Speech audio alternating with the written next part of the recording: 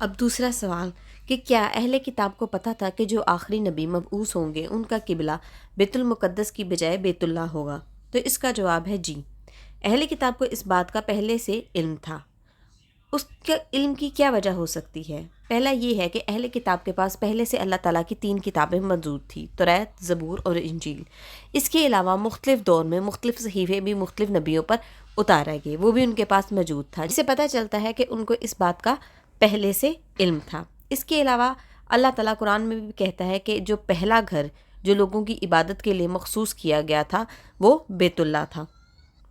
اس کے علاوہ ہمیں یہ بھی پتہ چلتا ہے کہ آپ صلی اللہ علیہ وسلم کی بہت ساری نشانیاں جو ہیں وہ پہلی کتابوں میں موجود تھیں، تو ظاہر ہے ان کے قبلے کا ذکر بھی وہاں پہ موجود ہوگا۔ جیسے کہ آپ اگلی آیت میں دیکھتے ہیں کہ اگلی آیت میں اللہ تعالیٰ پھر ہمیں بتاتا ہے کہ جنہیں ہم نے کتاب دی ہے وہ تو آپ صلی اللہ علیہ وسلم کو ایسے پہچانتے ہیں جیسے کہ اپنے بچوں کو، ان کی ایک جماعت حق کو پہچان کر پھر جاتی ہے۔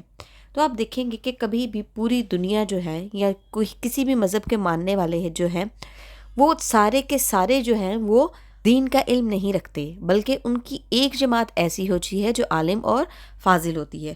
تو ان کی وہ جماعت جو توریت زبور پڑھتے تھے ان کو یہ معلوم تھا کہ آپ صلی اللہ علیہ وسلم کی صفات، ذات، خوبیاں، ان کے اصحاب کی خوبیاں، یہ سارا کچھ پہلی کتابوں میں درج تھا، جس کی وجہ سے انہیں آپ صلی اللہ علیہ وسلم کو پہچاننے میں رتی برابر بھی دیر نہیں لگتی تھی۔ لیکن وہ صرف حسد کی بنیاد پر جو تھے وہ آپ صلی اللہ علیہ وسلم کو پہچاننے سے انکاری تھے۔